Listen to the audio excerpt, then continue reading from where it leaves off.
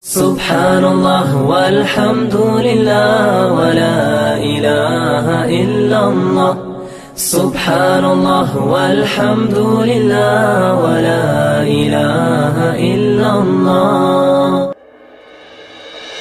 Ila siratikal mustaqim wa ala alihi wa sahbihi haqqa qadrihi wa miqdarihil azim, amma ba'du.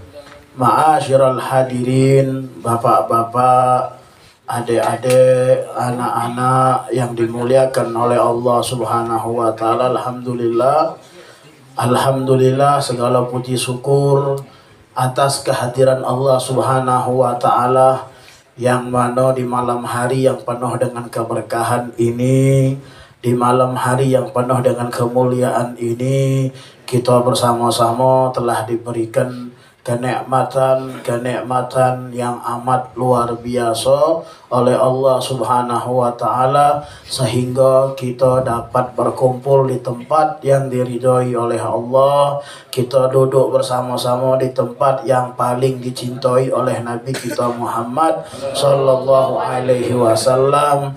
Dari tadi kita membasahi lisan kita untuk berzikir kepada Allah, kita bertasbih kepada Allah, kita beristighfar kepada Allah, bersolawat kepada Nabi Muhammad sallallahu alaihi wasallam, dan mudah-mudahan dengan zikir yang sudah kita lantunkan, dengan zikir yang sudah kita untaikan, insya Allah dosa-dosa kita diampuni oleh Allah Subhanahu wa taala. Kesalahan-kesalahan kita dimaafkan oleh Allah. Dosa-dosa ibu bapak kita pun diampuni oleh Allah. Kesalahan-kesalahan mereka pun diampuni oleh Allah. Dan insya Allah duduknya kita di sini mendapatkan ridhonya Allah, sehingga kita dapat daripada keistimewaan yang akan diberikan oleh Allah Subhanahu wa taala di yaumul qiyamah kelak, yaitu bersama Nabi besar Muhammad sallallahu alaihi wasallam. Amin ya rabbal alamin. Ma'asyiral hadirin, bapak-bapak, adik-adik, anak-anak jamaah Majelis Taklim Manhajur Ridha yang dimuliakan oleh Allah Subhanahu wa taala. Di sini kita kembali mengkaji, mempelajari akan ilmu syariat Nabi besar Muhammad sallallahu alaihi wasallam, yang mana minggu kemarin beliau Al-Imam Al-Ghazali mengatakan wala tatruk tahlilal lihya al-kathah. Imam Ghazali ngejuk tahu sama kita mak mano caranya di saat uang yang berwudu itu mempunyai jenggot yang tebal. Kan minggu kemarin habis di situ ya. Jadi mak mano caranya di saat uang yang berwudu itu memiliki jenggot yang tebal. Jenggot itu kan ada yang tebal, ada yang tipis. Kalau yang tipis itu yang mak mano? Apa itu boncung mulutnya? Jenggot yang tipis itu yang mak mano? Di saat dia ngomong mungkin jaraknya 2 meter, kejinguan kulitnya itu namanya jenggot yang tipis. Tapi kalau jenggot yang tebal, di saat dia berbicara jarak 2 meteran tidak kejingok kulitnya, berarti jenggot itu jenggot yang tebal. Nah, di sini Imam Ghazali ngejuk tahu kalau jenggot yang tebal di saat dia berwudu itu mak mana cara nyuci rainya di saat pas jenggot itu. Ingat tak kemarin? Apa coba? Apa? Kata ente ingat coba apa? Tidak apa-apa. Biar pinter. Caranya kata Imam Ghazali tidak harus nak kena kulitnya. Banyu itu tidak harus masuk ke kulit. Cukup mak mano. Di sini beliau mengatakan wala tatruki tahlilah, jangan ditinggalkan tahlilah. Tahlilah itu dicela-celakan bae cemininya. Tidak ada harus nak masuk niat kano solid. Jenggot yang tebal tuh kano solid. Nah, jenggot inti kejinguan dari kulitnya kan. Berarti itu tipis. Nah, kalau jenggot yang tipis itu wajib di saat dia nyuci muka ketika wudu banyu harus kena kulit. Cana nih tipis inti ada jenggot atau yamin tuh tipis itu banyu harus Masuk kalau berwudu. Gini berwudu.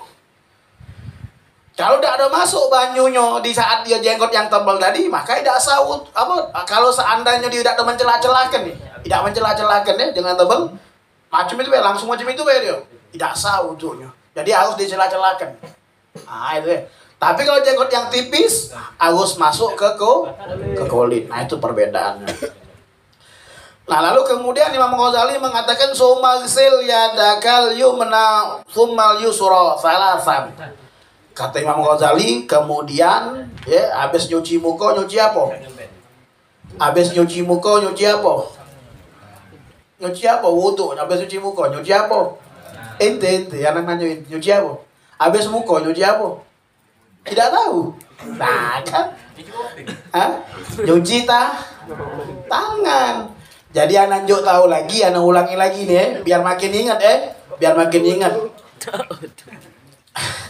Biar makin ingat, yang diwajibkan anggota tubuh yang diwajibkan di saat wudu ada berapa? Ada berapa? Ada berapa? Taruh kelah furudul wudu dah. Pakai bahasa Arab, furudul wudu. Di saat kita berwudu ada yang dihukumin wajib. Membasuh itu ya ada yang dihukumin wajib. Ada berapa iko? Ada 6. Ada 6. Jadi furudul wudu itu sintatun. Perkara wajib di saat berwudu ada 6. Nah, biar gampang ingatnya, 4 iko datangnya dari Allah, 2 iko datangnya dari Nabi Muhammad. 4 tambah 2 berapa? Nah, 4 tambah 2 furudul wudu ada berapa jumlahnya? Yang wajib di saat berwudu ada berapa? Ada 6. 4 dari siapa datangnya? 2 ikut dari siapa? Nah, pintar langsung. Langsung pintar. Balik ninjau tahu emaknya. Kan ngalih jadi pahalonya. Nah, yang 4 ikut dari Allah ni apa baik? Yang 4 ikut datang dari Allah ni apa baik? Ingat, Allah berfirman dalam Al-Quran. Apa kata Allah? Ya ayyuhalladzina amanu idza qumtum ila sholati faghsilu wujuhakum wa aydiyakum ilal marafiq wamsahu biru'usikum wa arjulakum ilal ka'bain. Allah berfirman dalam Al-Quran, wahai orang-orang yang beriman, apabila kalian hendak melakukan sholat, maka terlebih dahulu cucilah. Apa yang harus dicuci? Pertama, muka kata Allah. Muka. Kedua apa? Tangan sampai siku-siku kata Allah. Yang ketiga apa? Yang ketiga basuh kepala. Basuh kepala. Yang keempat apa? Yang keempat basuh kaki sampai mata kaki. Masuk kaki sampai mata kaki. Mata itu ada 2. Ada mata kaki, ada mata 3 mata. Sama mata hati. Jadi nyuci kaki sampai mata kaki. Itu perintah siapa? Perintah Allah. Berapa ikut? 4. Nah, 2 ikut lagi dari siapa tadi? Nabi Muhammad. Yang dari Nabi Muhammad apa baik perintahnya di saat wudu? Kata Nabi Muhammad harus niat. Wudu itu harus niat. Itu sikok. Sikok lagi apa? Sikok lagi kata Nabi Muhammad tertib. Tertib harus tertib. Kenapa harus tertib? Ulama mengatakan karena Nabi Muhammad mewajibkan tertib karena Allah nurunkan ayat. Yang pertama tadi apa? Allah nurunkan ayat? Yang kedua tangan. Yang ketiga, yang keempat itu Allah tidak nurunkan kaki dulu atau tidak, tapi muka dulu. Allah habis muka ngomong apa? Tangan, tidak dong ngomong kaki. Nah, disitulah sama Nabi Muhammad diwajibkan harus tertib. Jadi kalau seandainya ada wong yang berwudu, dia nyuci muka, Habis nyuci muka dia nyuci kaki, sah tak wudunya? Sah tak wudunya? Kenapa tidak sah wudunya? Tidak tertib, pinter. Ente, kalau seandainya uang yang wudu tidak pakai niat, sah tak wudunya? Tidak sah. Kenapa tidak sah wudunya? Karena tidak tertib. Kalau tidak tertib niat loh ini. Hah? Ada ulangi lagi, biar pinter. Uang kalau wudu tidak pakai niat wudunya, sah tak wudunya? Tidak. Sah tak? Jangan macam ini, jangan. Tidak. Sah tak wudunya? Tidak sah. Tidak sah. Kenapa tidak sah? Karena tidak niat. Karena tidak nih. Niat. Siapa yang memerintahkan wudu harus pakai niat? Ini Abu Nabi Muhammad. Nabi Muhammad. Pinter. Yang merintahkan Nabi Muhammad. Apapun yang diperintahkan sama Nabi Muhammad harus kita pelok. Atas perintah siapa? Perintah Allah Subhanahu wa Ta'ala. Kalau seandainya Nabi Muhammad memerintahkan kepada kita, lalu kita ingkar atas perintah Nabi Muhammad, maka kita keluar dari agamanya Allah Subhanahu wa Ta'ala. Sebab kalau kita mengingkari perintah Nabi Muhammad berarti mengingkari Nabi Muhammad sallallahu alaihi. Sedangkan yang namanya kepada Nabi Muhammad kita harus meyakini dan beriman kepada Rasulullah sallallahu alaihi. Jadi paham. Baju abang paham. Ada berapa wajib wudu? 4. 6. Ada berapa? 6. Yang pertama apa?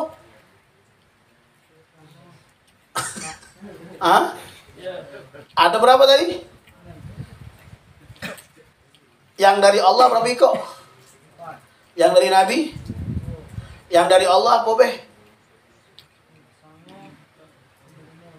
Kumur-kumur. Nah ini pelesihan dia nih. Ingat makan pempek, belum ada pempek lo tadi. Lagi pelesihan jauh. Ai, oi, hijau kopi. Lagi tanya sama kawan yo, panjang lagi ya bahas dia. Sudah paham tak? Paham ya. Yang belum paham tanya sama yang sudah Yang sudah paham. Jadi kata Imam Al-Ghazali, sumal selyada kal yumna sumal yusroh.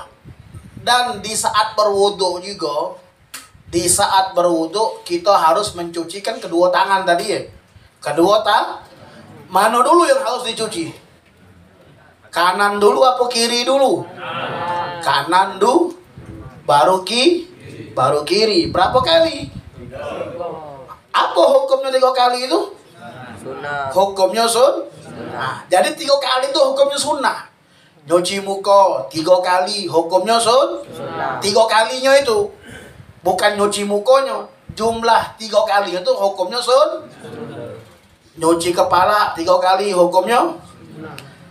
Nyuci kaki 3 kali hukumnya. Kalau seandainya dia nyuci muka 1 kali sah tak? Kalau seandainya dia nyuci muka 2 kali sah tak? Apa hukumnya 2 kali? Makruh. 2 kali hukumnya Apa hukum muka di saat nyuci muka 1 kali hukumnya apa? Wajib. Kebanyakan sudah tahu kan, aja memang sudah kalau kan. Sekarang kata Imam Ghazali nyuci tangan kanan kemudian nyuci tangan kiri. Yang wajib tadi Allah mengatakan nyuci tangan sampai mana batasannya? Siku. Sampai siku Sekarang Imam Ghazali mengatakan ma'al mirfaqaini ila ansofil aduden.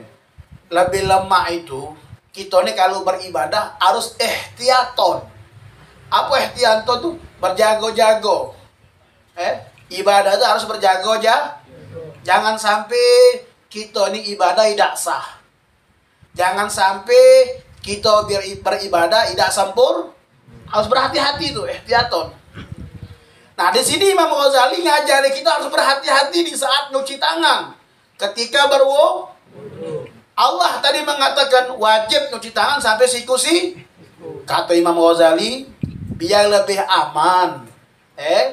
Di saat nyuci tangan ilal adud. Adud itu apa? Otot sini.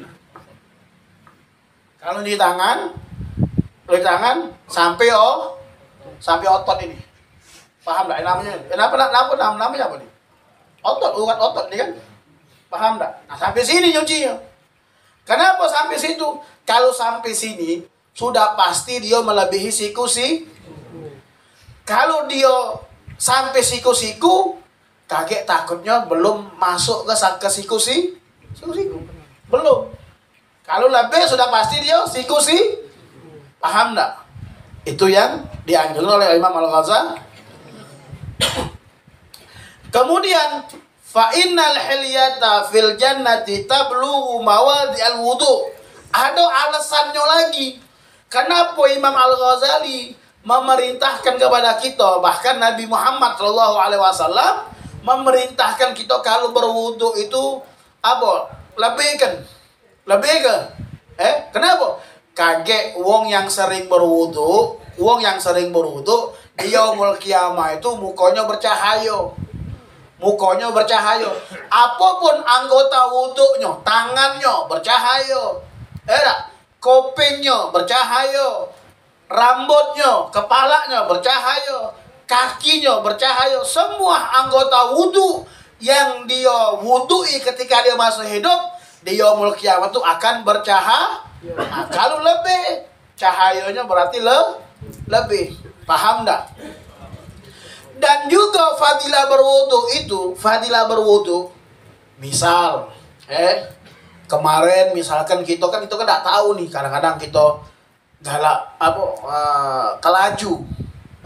Mungkin enggak sengaja, mungkin kita terlaju buka aib wong, kan begitu.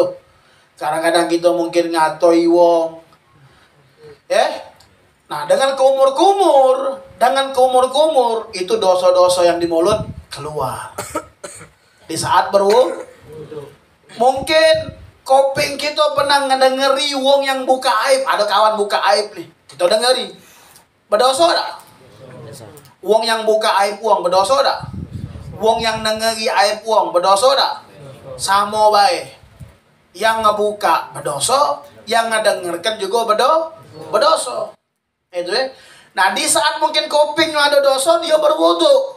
Nyampak banyu itu, disitulah berbarengan dosanya juga nyampak. Di saat nyuci muka, keluar nyampak banyu dari muka itu, disitulah luntur dosanya. Tangannya begitu juga.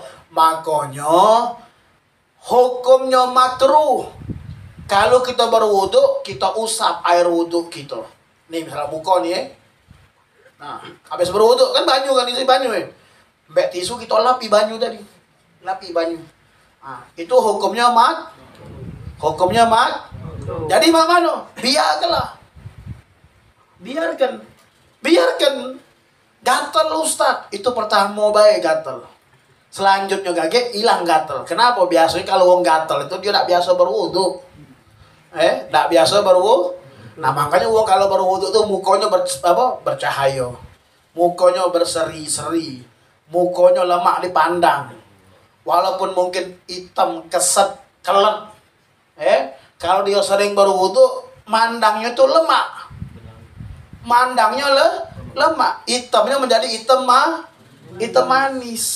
Kalau dia sering berwudu, walaupun mungkin dia wajahnya putih, tapi kalau seandainya tidak berwudu, di saat mandang muka wong yang tidak berwudu itu tidak lemak mukanya itu. Kenapa? Karena dia tidak ada mendapatkan daripada rahmatnya Allah Subhanahu wa Ta'ala. Lalu Nabi Muhammad juga mengatakan dalam hadis yang lain, kata Nabi Muhammad SAW, wong yang berwudu, jaga wudu nih, misalkan dia berwudu, meninggal, itu meninggalnya dalam keadaan syahid. Syahid. Makanya kalau kita baca, jaga wudu. Jangan tak punya wudu, hadir majlis taklim. Misalkan mungkin tak ada penting. Tidak penting wudu. Tak ada kata hukum yang mungkin dia tak ada wajib ke majlis kan. Kalau sholat wajib tak berwudu. Kalau baca megang Quran harus berwudu tak? Harus. Tapi kalau majlis, tapi apa? Tapi mengambil keberkahan. Duduk majlis taklim, kita berwudu. Setiap wong yang berwudu itu banyak fadilah yang dia dapatkan. Di antaranya tadi meninggalnya syahid, ya. Dan wong yang berwudu juga dia mendapat benteng dari Allah. Mendapat perisai dari Allah. Apapun mungkin yang nak ngenoi dia atau mungkin santet segala macam, insya Allah dijauhkan dari Allah Subhanahu wa Ta'ala. Paham tak? Nah, kata Imam Al-Ghazali, di waktu nyuci tangan kanan ada bacaan. Jangan lupa baca. Ada bacaannya. Apa bacaannya? Allahumma a'tini kitabah biyamini wa hasibni hisaban yasira. Kata Imam Al-Ghazali, ini Nabi Muhammad yang mengajarkan. Imam Ghazali nyampaikan sama kita sampai sekarang ini. Apa kata Imam Ghazali? Nyuci tangan nih, bacaan. Apa bacaannya? Ya Allah, kita meminta kepada Allah nih. A'tini, berikanlah kepadaku ya Allah kitab. Biyamini, di tangan kananku. Kita nih kaget di yaumul qiyamah bakal mendapatkan kitab. Bakal mendapat kitab. Kalau seandainya dia dapat di tangan kanan kitabnya, itu ahlul jannah, penghuni surga. Kalau kitabnya ditunjukkan tangan dengan sopan, ditunjukkan dengan sopan. Tanganan. Tapi kalau seandainya kita mungkin kayak ada baca lagi disodorkan kitab itu tangan kiri, itu ahlun nar, penghuni api neraka. Apalagi dari pundak yang ditunjukkan. Nah itu. Makanya di saat berwudu ada waktu untuk kita memohon kepada Allah, kita meminta, ya Allah, kaget di hari kiamat berikan kitab aku ya Allah, kitabnya aku, catatan amalnya aku di tangan kanan. Ini apa Imam Ghazali, Nabi Muhammad nih. Wa hasibni hisaban yasira. Dan ya Allah, kaget di yaumul qiyamah, ya Allah, hisablah aku dengan hisab yang sangat mudah. Makanya ada wong itu kaget dihisab, ada hisabnya sago, ada hisabnya mudah. Siapa hisabnya wong yang mudah? Hisab wong yang mudah, wong yang selalu semasa hidupnya beramal soleh. Beramal soleh. Seperti Sohibul Bait nih. Siapa saudara kita nih? Hari ini Masya Allah, anak bukan muji. Kaget dia yaumul qiyamah, Allah mudahkan hisabnya. Malam Rebo ini berapa banyak dia dapat pahala? Berapa banyak dia dapat pahala? Kita zikir sekarang ini, pahalanya kita dapat. Dia juga dapat. Sebenarnya hari duduk di pucuk tak salah melok, tetap ngalir pahalanya. Walaupun mungkin dia juga tak ada hadir, mungkin di rumah yuk cici depan sana, kita zikir tetap pahalanya Tapi jangan cak itu Mada kami zikir saya belum benar nak hati dalam mak Jadi sungguh luar biasa. Makanya sahabat Nabi Muhammad Abdurrahman bin Auf itu pernah mendapat besekan dari Nabi Muhammad. Dapat besekan dari Nabi Muhammad. Apa dia besekannya? Kata Rasulullah, wahai Abdurrahman, kaget ente ini masuk surganya akhiran. Masuk surganya akhir. Bertanya, kenapa wahai Rasulullah? Galak tak kita masuk surga akhiran? Itu orang tidak punya modal, jadilah. Ente terakhir udah tutup pintu, sesep itu. Terakhir itu sesep. Sesep masuk, sesep tidak Kalau baca minta jangan akhiran, duluan berebut. Kita nih, kalau ada tempat yang lemak, baca duluan. Kalau itu tempat yang lemak, kalau baca duluan. Surga ini, bukan lemak lagi. Kenikmatan surga itu dak kate di dunia, dak kate. Sungguh luar biasa nikmat surga itu, sungguh luar biasa. Nah, Abdurrahman bin Auf diomong sama Nabi Muhammad. Ente nih kakek masuk surganya akhirat. Kenapa wahai Nabi? Dijawab sama Nabi Muhammad, sebab ente nih banyak yang bakal dihisap. Kenapa banyak yang bakal dihisap? Karena sahabat Abdurrahman bin Auf ini hartanya terlalu banyak. Banyak harta, termasuk sahabat yang paling kaya beliau. Itu sahabat Abdurrahman bin Auf, kayanya luar biasa. Hartanya di mana-mana. Duitnya sungguh luar biasa. Bukan berarti beliau itu tuh cinta dengan dunia, bukan, tapi dunia yang cinta sama beliau. Bukan berarti sahabat Abdurrahman bin Auf cinta dengan dunia, bukan. Kalau ada orang kan kaya mungkin cinta dengan dunia, dikejar gitu sehingga dia jadi orang kaya. Kalau Abdurrahman bukannya dia ngejar, tapi dunia yang ngejar Sayyidina Abdurrahman bin. Kenapa dunia ngejar? Kenapa dunia ngejar? Beliau itu pernah separuh hartanya, biar miskin, separuh hartanya disedekahkan. Tapi balasan dari Allah 2 kali lipat. Bayangkan. Masuk lagi 2 kali lipat. Pengen nak miskin, takut ngeri masuk surga akhirat nih. Tak, sesip. Wong udah masuk kalau tinggal dia dewean nih. Kan sesip tuh. Gogop. Diinfaknya galau, pengen miskin, diinfaknya galau, tapi sama Allah dibalas lagi, berlipat-lipat lagi. Tuh, bayang. Berarti tandanya apa itu? Yang cinta siapa? Dunia apa? Sayyidina Abdurrahman ya kepada dunia. Dunia yang cinta kepada ada lagi. Jangan jauh-jauh sahabat dah. Kita punya guru Al-Habib Hamidun Nagib bin Syekh Abu Bakar bin Salim. Beliau punya kakek itu namanya Al-Habib Husain bin Syekh Abu Bakar bin Salim.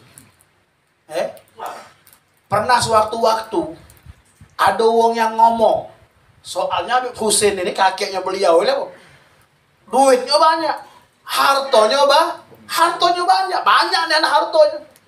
Sehingga ada wong ngomong apa? Habib ini cinta dunia. Habib ini cinta soalnya melimpah. Hartanya melimpah. Ini Habib Husain ini. Ada wong tuh kan, ada wong yang kaya pelit. Ada tak? Tapi ada juga wong yang kaya yang tidak pelit. Cak Sohibul Bet tidak pelit, Cak Sohibul Bet. Kenal lagi ya. Kayak pelit tak Sohibul Bet? Tidak, Masya Allah. Kita dijamunya sungguh luar biasa. Nah lalu kemudian Syekh Bakar Habib Husain ini kalau datang tamu tuh datang, hidangannya luar biasa. Kadang-kadang sikok kambing dinjuknya. Bayangkanlah siapa? Pak Bambang. Angel. Tuh, itulah Habib Husain, kakeknya beliau itu. Sikok tamu datang, sikok kan? Kalau kita nih, sikok kambing ninjuk wong caola kira-kira. Tiap hari datang. Tiap hari datang, iya. Beliau itu macam itu sama tamu. Wah, mewah. Kenapa? Ya di antaranya menghormati tamu itu luar biasa. Menghormati tamu itu luar biasa. Tanda-tanda wong beriman memuliakan tamu tuh. Ya dah. Tanda-tanda wong yang beriman memuliakan tamu. Asak tamu datang ndak punya apa-apa, banyak putih suguhkan. Jangan tamu datang kita punya kopi ada banyak misalkan ya. Susu ada, teh ada, pempek ada. Cuman ninjuk banyak putih bae. Ini kan tak ada memuliakan tamu, angkel ya. Pecah angkel nah.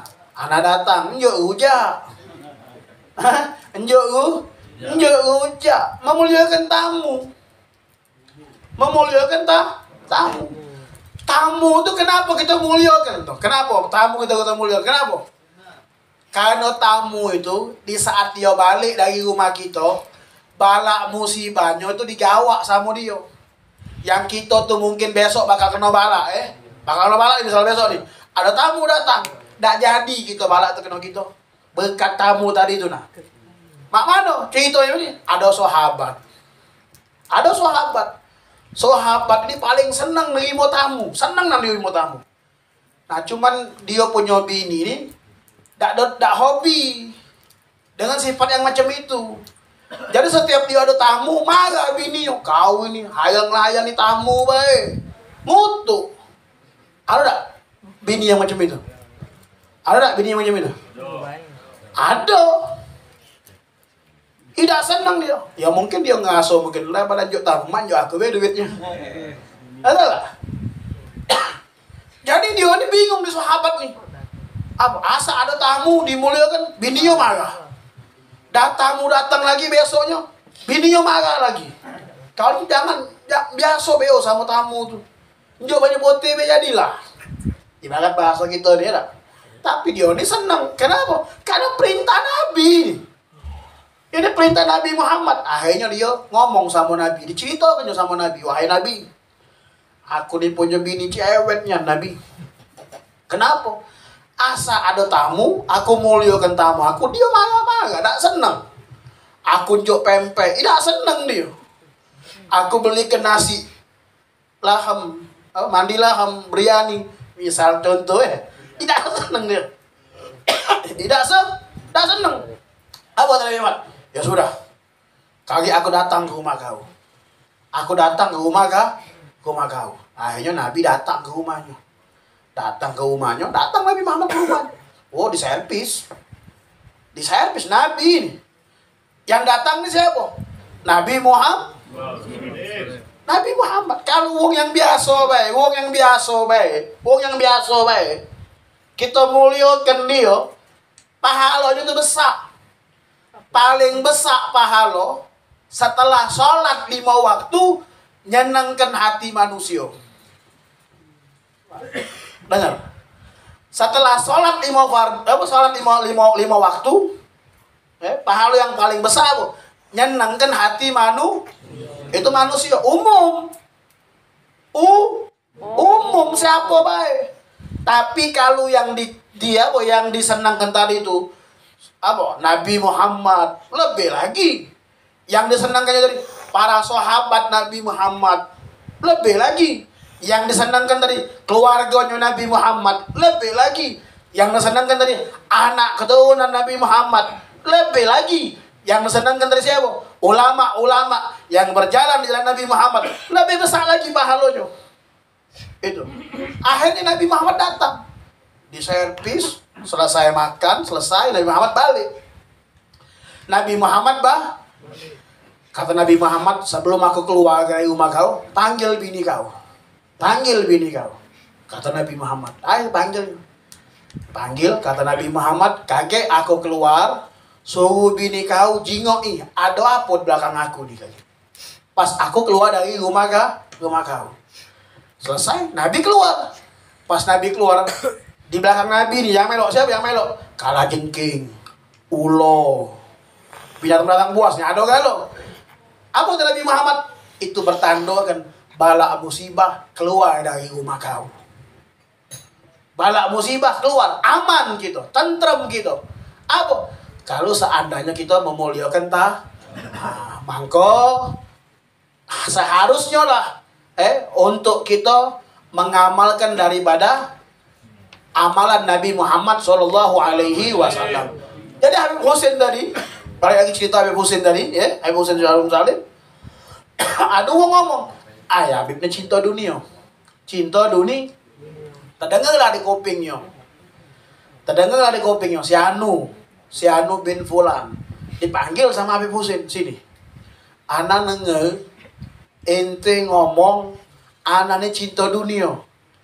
Iya Habib nih hartanya banyak nih ya. Memang Syekh Bakar bin Salim, Habib Husin, itu dalam sejarah tuh luar biasa hartanya. Kata Habib Husin apa dia? Ana nih bukannya cinta dunia, tapi dunianya yang cinta sama ana. Tuh, tapi dunianya yang cinta sama ana potong lagi. Kenapa? Janjinya Allah Subhanahu wa taala. Allah berjanji. Allah di saat Allah membangun dunia, di saat Allah menciptakan dunia, terlebih dahulu Allah berdialog dengan dunia. Allah tuh ngomong dengan dunia. Allah ciptakan dunia nih. Allah ngomong sama dunia. Apa kata Allah? Hei dunia, kata Allah. Kalau hamba aku ngejar aku, beribadah kepada aku, kau wajib, kau harus jadi budak dia. Kata Allah tuh. Ngomong sama dunia. Tapi kalau sebaliknya, hamba aku ngejar kau, mencintai kau, beribadah sama kau, kata Allah, maka jadikan dia budaknya kau. Apa pertama tadi? Kata Allah, kalau hambaku mencintaiku, mengejarku, beribadah kepadaku, kau wajib, wahai dunia, jadi budaknya di. Itu janjinya Allah. Kata Habib Husin, aku tidak cinta dunia, tapi dunialah yang cinta sama pecah anak. Anak tidak cinta dengan amplop. Tapi juga kalau anak, kalau kamu, iya tidak cinta amplop mah. Jagonya isinya. Lalu kemudian apa? Kata Habib Husin, percaya tidak ente? Kalau tidak percaya, melo anak. Oh, diajaknya masuk kebun kurma. Ini kebun kurma nih. Ente kalau umroh, kalau umroh, haji atau umroh, itu pasti ada baik setiap hari itu uang yang bagi-bagi kurma. Nah, uang yang bagi-bagi kurma ini apa? Uang yang memiliki apa? Kebun kurma. Itu kurma banyak. Habib Husin begitu, ente melok kurma, melok masuk kebun luas. Nah, ini kebun kurma. Kalau di Yaman kebun kurma, kalau Palembang kebun sawit. Kalau kita ke kebun sawit. Oman itu banyak sawit, Oman, itu banyak sawit itu. Cuman ketawa salah ya. Ya lupa. Dah, akhirnya masuk dia. Kata Habib Husin ya, apa? Buktikan omongan anak. Aku tidak cinta dunia, tapi dunia yang cinta sama aku. Aku mbei kurma yang busuk. Kurma yang busuk. Kita kalau makan kurma busuk kita makan tak? Kurma busuk kita makan tak? Ya pun apa kita busuk. Ada uletnya busuk. Kata ibu sini, aku kumpul yang busuk-busuk tuh aku kumpuli. Udah dikumpuli kalau aku kirim ke kota Basrah, Irak. Aku kirim ke kota kirim. Di kota Basrah itu pada saat itu ada sikok Goriah, ada satu kampung yang di situ sakit kulit. Sakit obatnya itu tidak kasih obat kecuali kurmanya Habib Husin. Allah jadikan. Kecuali kurmanya Habib setiap yang makan kurma itu baik penyakitnya. Setiap yang makan baik. Itu subhanallah. Itu membuktikan bahwasanya kalau wong yang betul-betul beribadah kepada Allah, beramal soleh, insya Allah sesuai janjinya Allah Subhanahu Wa Taala, dunia akan menjadi budaknya dia. Oh, panjang ini laju ini. Ini kando sebelah sana udah nyaki kaki. Terus apa stop? Terus. Jam lagi. Sahibul bed, terus apa stop sahibul bed? Terus Kak Eko sedikit lagi sedikit lagi Kak Eko. Iya, 2 jengkal lagi kando. Dikit lagi Soalnya sayang ini. Jelaskan lagi. Nah, di saat kita nyuci tangan tadi, di saat nyuci tangan tadi saat berwudu, kan sampai siku-siku lebih usahakan. Nah, ini ada ilmu nih. Bagi wong yang berwudu, di saat nyuci tangan dia pakai cincin. Dikatakan oleh Imam Al-Ghazali, yusannu tahrikul khatim idza kana al-ma'u yasilu tahti. Amma idza lam yasilul ma' wajib tahrikuh. Kita berwudu nih, cuci tangan. Tapi di saat pakai cincin. Apa kata Imam Ghazali? Kalau cincinnya tidak seret. Ini seret aman. Tidak seret kan? Jangan dibuka cincinnya. Tapi apa? Di saat nyuci diputer-puter cincinnya. Ini sunnah Nabi Muhammad. Sunnah Nabi Muhammad. Kalau cincinnya udah terseret, dibuka kan, kita sudah melepaskan sunnah. Tuh ilmu kan? Jadi jangan dibuka. Kalau cincinnya tidak seret, cukup putar-putar baik. Tuh ngalir lagi pahala sunnah Nabi Muhammad. Tapi kalau cincin yang seret, wajib paham? Kalau cincinnya seret, wajib Kenapa wajib dibuka? Karena banyu tidak bisa masuk, terhalang cincin tadi itu. Itu paham itu sedikit tuh mudah-mudahan insyaallah selalu kita disehatkan sama Allah. Berkat hadirnya majelis taklim, insyaallah semua hajat kita diijabah oleh Allah. Mudah-mudahan berkat duduknya kita di sini, kedua orang tua kita pun mendapatkan pahala yang sama seperti kita hadir. Mudah-mudahan kedua orang tua kita dipanjangkan umur mereka, Allah sehatkan jasad mereka. Yang sudah meninggal, insya Allah Allah tinggikan derajat mereka. Dan mudah-mudahan berkat hadirnya kita di sini, Allah jadikan kita orang yang soleh. Kita memiliki istri, insya Allah Allah jadikan istri kita istri yang solehah. Dan mudah-mudahan berkat hadirnya kita di sini, Allah jadikan anak-anak kita, cucu-cucu kita, cucu dan anak yang soleh dan soleha. Mudah-mudahan insya Allah berkat hadirnya kita di sini, duduknya kita di sini, kita korbankan waktu kita, kita korbankan tenaga kita, kita korbankan harta kita. Insya Allah Allah berikan balasan yang untuk kita. Di dunia ada balasannya, di alam kubur ada balasannya, dan di yaumul qiyamah balasan yang teristimewa yang akan diberikan oleh Allah Subhanahu wa taala. Mudah-mudahan insyaallah wabil khusus kita minta kepada Allah Subhanahu wa taala agar sahibul bait, kita doakan agar rezeki mereka, rezeki beliau dilancarkan oleh Allah Subhanahu wa taala. Allah mudahkan semua urusan-urusannya, dan insya Allah Allah lindungi keluarganya, dan insya Allah Allah selalu sehatkan mereka beserta keluarga dan anak-anaknya. Dan insya Allah kita pun insya Allah Allah ampuni dosa-dosa kita, Allah matikan kita dalam keadaan husnul khatimah. Amin ya rabbal alamin. Wabillahi taufiq wal hidayah. Assalamualaikum warahmatullahi wabarakatuh. Salatul